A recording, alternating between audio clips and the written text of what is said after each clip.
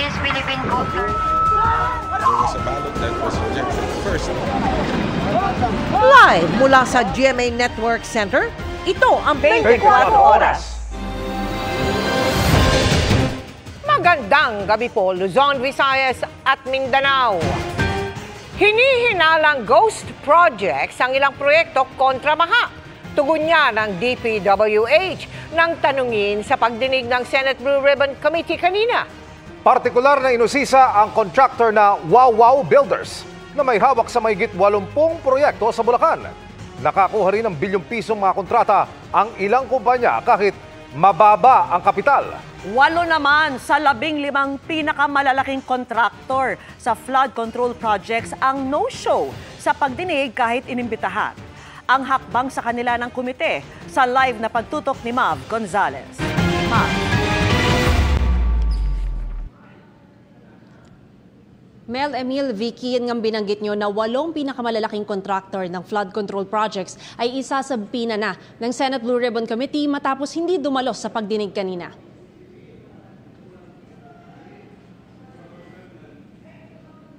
Kinumpirma ng Department of Public Works and Highways na may hinihinalang ghost projects, partikular sa 1st Engineering District ng Bulacan. My office received reports that there are ghost projects in the municipalities of Kalumpit, Malolos, and Hagonoy in the province of Bulacan. Can you confirm this? Yes, Your Honor. That's true. Well, this is information that we have received, Your Honor. And the contractor, allegedly, Wow Builders, correct? That's correct, Your Honor.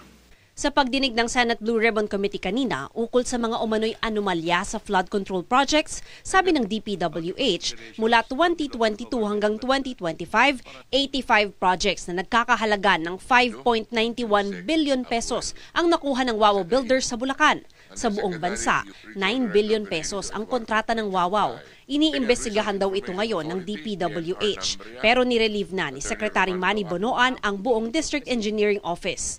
Was there a senator or a congressman who inserted that for that particular area?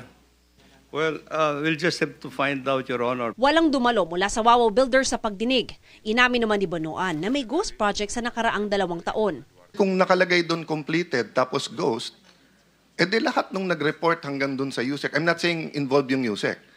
Kasi nire-report lang sa kanila. Pero lahat ng bumaba, involved sila. Kasi bakit sila magre-report na completed kung wala? Meron po yung Quality Assurance Unit in all levels, Your Honor. Meron sa District Office, meron din sa Regional Office, and meron din sa national level, Your Honor. Isiniwalat naman ni Senador Win Gatchalian ang mababang capitalization ng mga kontraktor na nakakuha ng bilyon-bilyong pisong halaga ng flood control projects. Ang MG Samidan Corporation halimbawa, 250,000 lang ang paid-up capital pero mahigit 5 bilyong piso ang nakuhang kontrata sa gobyerno. Ang QM Builders naman, 1.25 million pesos lang ang paid-up capital pero mahigit 7 billion pesos ang nakuhang kontrata. QM Builders. Ang kanyang contract is 7.3 billion. Pero ang kanyang capitalization is 1.2 million. So ang punto ko ho, meron ho talagang mga tao na linalaro po yung pre-qualification stage. Sagot ng may-ari ng QM Builders, 2 ang kumpanya nila. Isang hardware store at isang construction na pareho ng pangalan. Siguro raw para sa hardware store ang nakuhang financial statements ng senador. Ang sinasabi niya, meron siyang 40 billion pesos. Yung NFCC, kinocompute ng times 15 yon, Mr. Chair. Halimbawa, may 1 billion ka sa bangko. Pwede ka sa 15 billion. Kaya kami montrata hanggang 40 billion. Pero uminit ang ulo ni Blue Ribbon Committee Chairman Senador Rodante Marcoleta nang sabihin ng QM Builders na wala pa silang nagawang proyekto sa gobyerno. Hindi ka pa nakagawa ng project? Hindi pa, kasi yung nag-asawa ko ng 1991, nag-upisa kami sa hardware. Yung maliit na hardware, nagtitinta ng bambo, mga ganun eh. Bakit nasama ka sa 15 contractors sa listahan ng Pangulo? Gumawa na tayo ng flood control projects. O ngayon gumawa ka na naman. Ano ba talaga yung totoo? Baka hindi ka makauwi sa araw na ito. Nagsisinungaling ka na naman eh. Kanina sinabi mo, hindi ka pa nakapag-umpisa eh. Meron akong hawak na martilyo rito, sinasabi ko sa'yo. Mr. Chair, Huwag kang tatawa-tawa kasi hindi nakakatawa ito, ha? Mr. Chairman. Dito lang nagsisinungaling ka na eh. Sa huli, pinasumiti na lang ng komite ang financial statements ng kumpanya. Sabi naman ni Senador Mig Zubiri, walang magagawa ang Public Works at Budget Departments kung magpasok ng kung ano-anong proyekto ang mga mambabatas at maisabatas ang national budget. Paglabas po ng budget, iba nang itsura ng budget, wala na po silang magagawa dahil batas po yan. Kailangan po nilang i-implement yun. That's the elephant in the room. Where are the sources of these funds? And let's expose it once and for all. Parang sa nangyari sa Napoles, lumabas lahat ng pangalan. Samantala, pinapa-reallocate ni Senador Bam Aquino ang 243 billion pesos na pondo para sa flood control sa 2026 national budget papunta sa mga munisipyong tukoy na madalas bahain. Matapos naman isnabi ng pagdinig, pinasabpina ng Senate Blue Ribbon Committee ang 8 contractors na kasama sa pinangalanan ng Pangulo na 15 pinakamalalaking kontratista ng gobyerno sa flood control. Para hong ginagago itong committee natin na may sakit, nagbakasyon na, may mga prior schedule. Ano mas importante, prior schedule, Mr. Chair? Or itong investigasyon ito because 544 billion na pinag-uusapan natin. May I move for the issuance of subpoena to those absent invited resource persons, particularly yung mga contractors, Mr. Chair, to require them to be present in the next hearing. I so move, Mr. Chair. I think the motion is in order. No objection. The motion is carried. I recommend to our the Senate President Pro Tempore to subpoena the owners of the corporations, not merely representatives. Kasi subukan na natin dito yan, pag representatives, wala hong isasagot ho yan. Kasama sa mga sinabpina sila Sara Discaya ng Alpha and Omega General Contractor and Development Corporation, Maria Rome Angeline Rimando ng St. Timothy Construction Corporation, Yumir Villanueva ng Top Notch Catalyst Builders, Aderma Angeline Alcazar ng Sunwest Incorporated, Luisito Tiki ng LR Tiki Builders Incorporated, Edgar Acosta ng Hightone Construction and Development Corporation, Romeo Miranda ng Royal Crown Monarch Construction and Supplies Corporation, at Mark Alan Arevalo ng Wawaw Builders. Vicky, sa susunod na 2 linggo ay lalabas na raw yung resulta ng investigasyon ng DPWH dito nga sa mga umuning ghost projects. Pinapaaral naman din ng mga senador yung pagkakaroon natin ng isang National Flood Control Master Plan. Vicky? Maraming salamat sa iyo, Mav Gonzalez. Patay na nang matagpuan ang isang ginang sa loob ng kanyang bahay sa Dingras, sa Ilocos Norte. Inaalam pa ang motibo sa krimen. Nakatutok si CJ Torida ng GMA Regional TV. Nagkagapos, may busal na plaster at walang saplot na pang-itaas. Sa kalunos-lunos na lagay na tagpuan ng kanyang biyenan, ang labi ng 39 anyos na si Jacqueline Cabudol sa kanyang bahay sa Barangay Lumbad, Dingras, Ilocos Norte nitong linggo. Pinuntahan si Cabudol ng biyenan dahil hindi sumasagot sa mga tawag na sa cellphone. Mag-isa lang ito sa bahay dahil hiwalay na sa asawa. Sana makonsensya siya. Kasi 2 yung anak niya na nag-aaral. Nang suriin, may mga nakitang sugat at pasa sa ulo ng biktima. Inaalam pa kung ginahasa siya o kung ano ang motibo sa krimen. Pero ayon sa kaanak, nawawala rin ang mga pera at alahas ng biktima. Nire-review na rin ng pulisya ang CCTV footages ng barangay para malaman kung sino ang mga nagpunta sa kanyang bahay bago nangyari ang krimen. Patuloy ang investigasyon ng pulisya. So as to signs of struggle, sir, hindi gaanong natagpuan kasi siya dito sa may sala. Hindi gaanong magulo yung lugar. Wala tayong makikitang any signs na nag-away sila. Hustisya ang hiling ng mga kaanak ng biktima. Mula sa GMA Regional TV at GMA Integrated News, CJ Torida, nakatutok 24 oras. 2 insidente ng pagkalunod ang naitala sa Rodriguez, Rizal. Ang isa sa mga biktima, 4 na taong gulang na naligo sa Wawa River kasama ang mga kalaro. Nakatutok si EJ Gomez. Patay na nang matagpuan ng mga otoridad ang isang binatilyong nalunod umano sa Rodriguez Rizal noong Sabado. Ayon sa barangay, may kasamang kaibigan ng biktima nang mangyari ang insidente sa Marikina River Spillway sa barangay San Isidro. Sinasabi po na yung dalawang bata ay namimingwit. Nung sumabit po yung pamimingwit niya doon sa ilalim ng tubig, pinuntahan daw yung bata, then doon po na hinila yung tubig papunta doon sa gitna. Tumakbo yung kasama niya para sa ganun ay puntahan niya daw yung kamag-anak yung nalunod. Ilang tanod daw ang nakasaksi sa insidente na agad nagsagawa ng search and rescue operation. Nagumpisa kami ng 5:30. Tapos nung dumating po ng 9 o'clock sa gabi ay pinahinto na namin dahil nga po delikado na rin po para sa mga rescuer natin na lumangoy pa doon sa area dahil nga doon sa ilalim ay may mga batong malalaki. Linggo na ng umaga nang makita ang katawan ng biktima. Susubukan pa namin na kunan ng pahayag ang kaanak ng nasawing biktima. Sa Sitio Inigan sa Barangay San Rafael naman, isang batang 4 na taong gulang ang nalunod din sa Wawa River. 2 oras na paglalakad po mula rito sa aking kinatatayuan sa bahaging ito ng Wawa Dam, nalunod umano ang biktimang Kinder 1 student.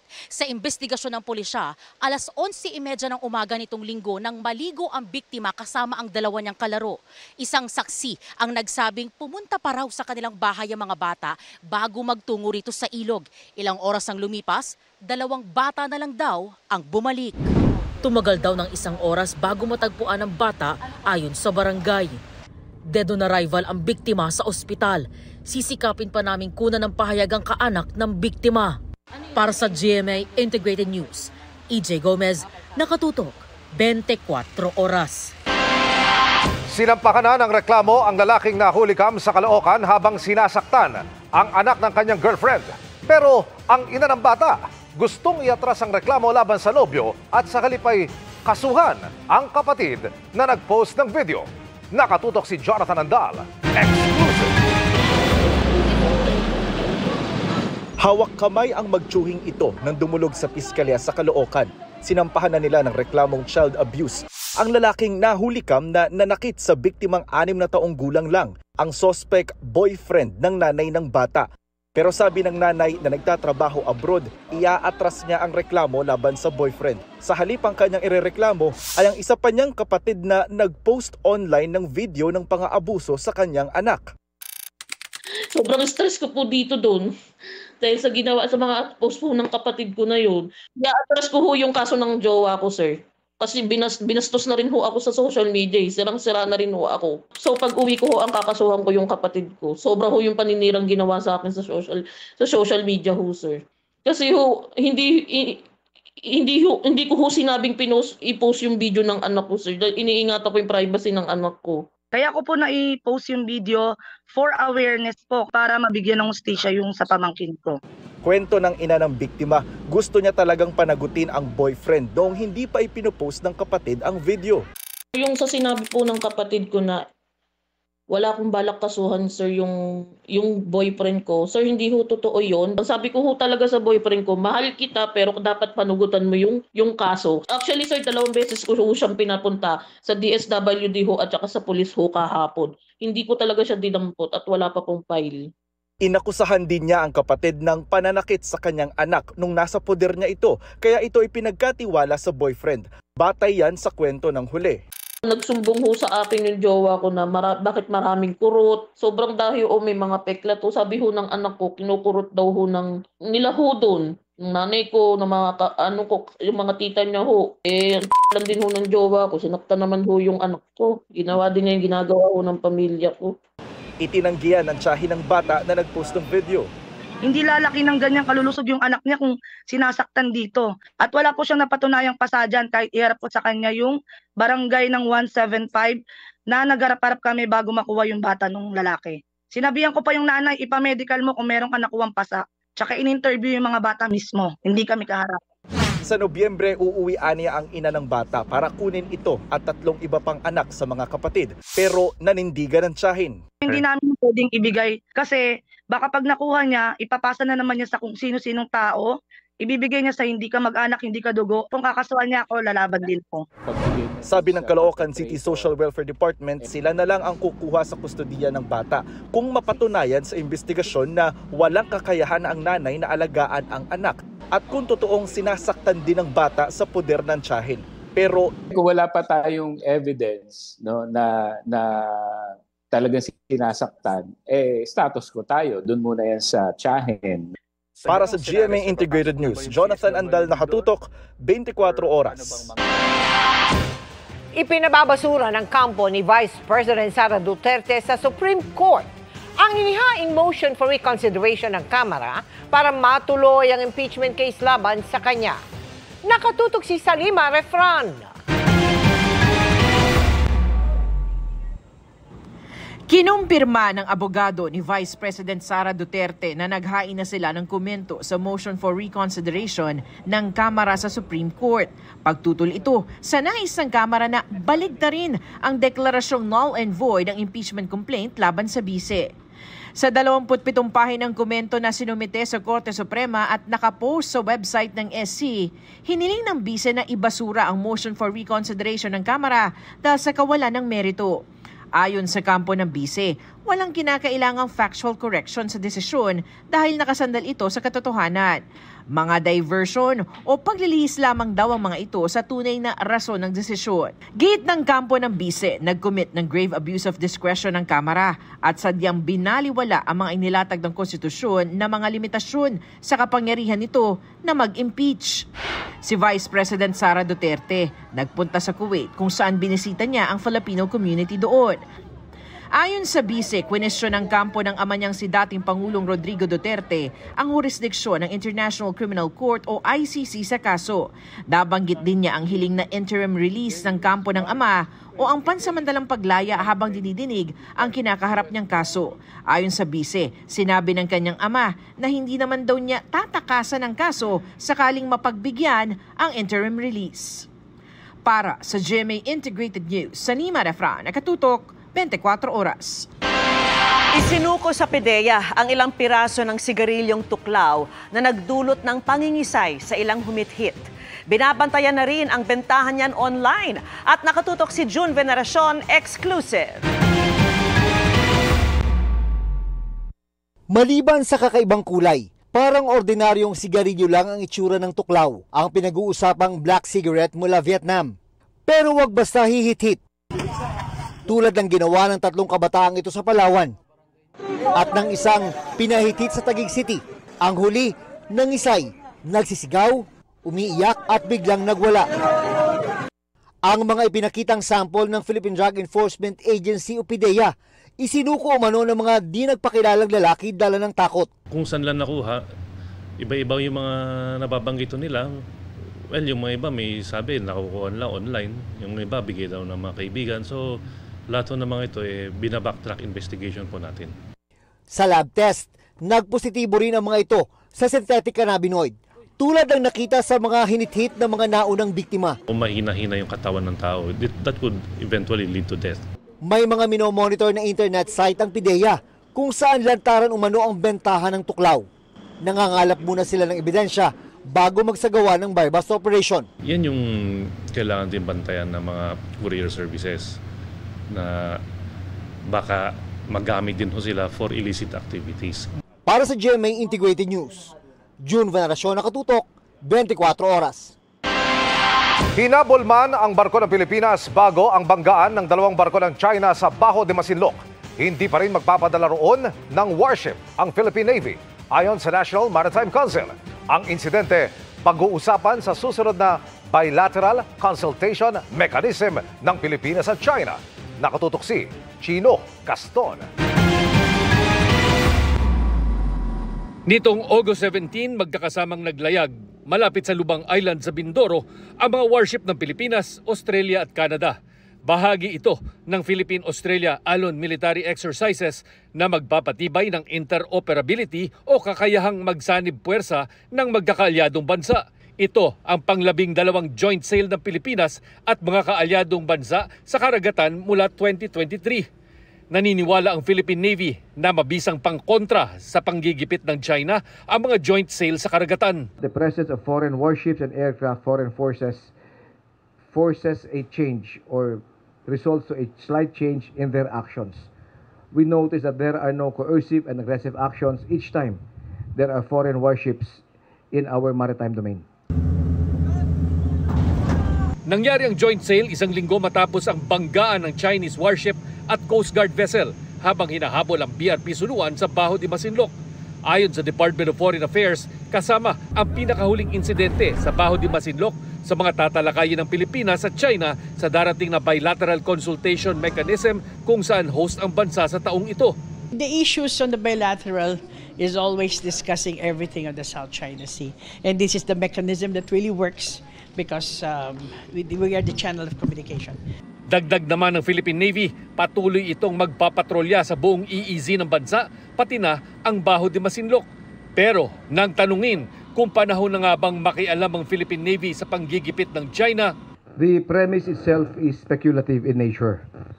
The posturing of the armed forces is based on contingency plans.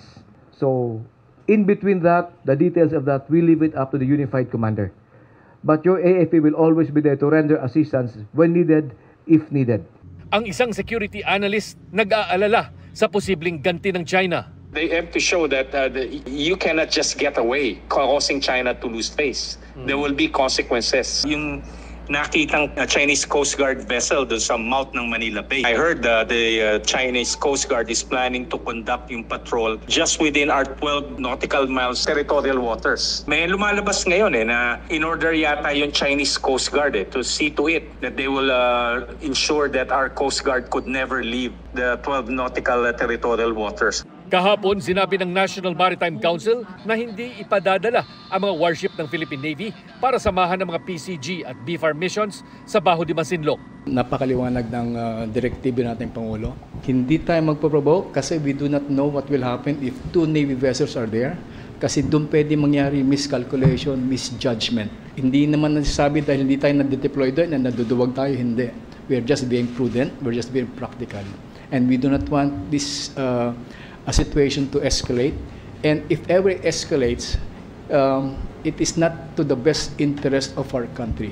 Hindi nagpapatinag ang Philippine Coast Guard at patuloy na maglalayag papuntang Baho de Masinloc para magpatrolya at bantayan ang mga mangingisda. Handa rin daw ang buong gobyerno sakaling maulit muli ang panggigipit at panghaharang ng China doon. Para sa GMA Integrated News, Chino Gaston, nakatutok, 24 oras.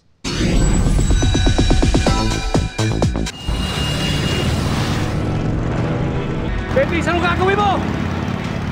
Bricks mo, mas malakas! Sa nakaka-high blood na Kapuso Murder Mystery Series na Royal Blood pa, huling napanood on GMA Prime si Kapuso Primetime King Dingdong Dantes. Sa mga nakamiss sa kanyang acting chops, konting hintay na lang dahil gumugulong na ang kanyang next Kapuso series na may detalye na ang kwento. Sa day job niya, isa siyang master cutter sa gabi. Kasi taga-solve ng mga nawawalang bagay. Sa mga eksenang may mga tailoring, siyempre, kailangan ko manood ng mga magagaling talagang tumabas dyan, di ba? Para mag-guide tayo. Yun yung challenging kasi very technical yan. Makakasama niya sa series si Max Collins, ang Pinoy Big Brother Collab Edition housemates na sina Shuvi Etrata at Charlie Fleming, Joe Berry, Tonton Gutierrez, Joey Marquez, Polo Ravales at marami pang iba sa direksyon ni Dominic Zapata. Tila reunion nga ni Max at Dingdong ito. It's nice kasi the last time I got to work with Dingdong was, I've been working with him recently on things, but the last time we did a teleserye together was more than a decade ago. Yeah, ganun katagal. Ready namang masabak pang lalo sa labanan si Shuvi. Warm up pa lang ang paghaharap nila ni Sangre Terra sa Encantadia Chronicles kagabi. We also have fight scenes. So, medyo action din po to. So, gusto ko rin maging ready physically. Na-train na ako sa Encantadia. Thankful naman si Charlie dahil minanifest daw nila ni Shuvi ang project na ito. Actually, kailan lang po parang nag-usap kami sa loob ng PBB saying na we want to work together. Feeling namin we're gonna be maingay sa set. I'm so thankful and I'm so excited to see her. Thankful naman si Joe na nabigyan muli siya ng pagkakataon through this series na magkaroon ng awareness ang publiko sa issue na malapit sa kanyang puso. Yung aim natin na makita po ng mga tao na capable din naman ng ibang trabaho, yung mga little people. So yun pa rin po talagang iikutan. Nelson Canlas, updated sa Showbiz Happenings.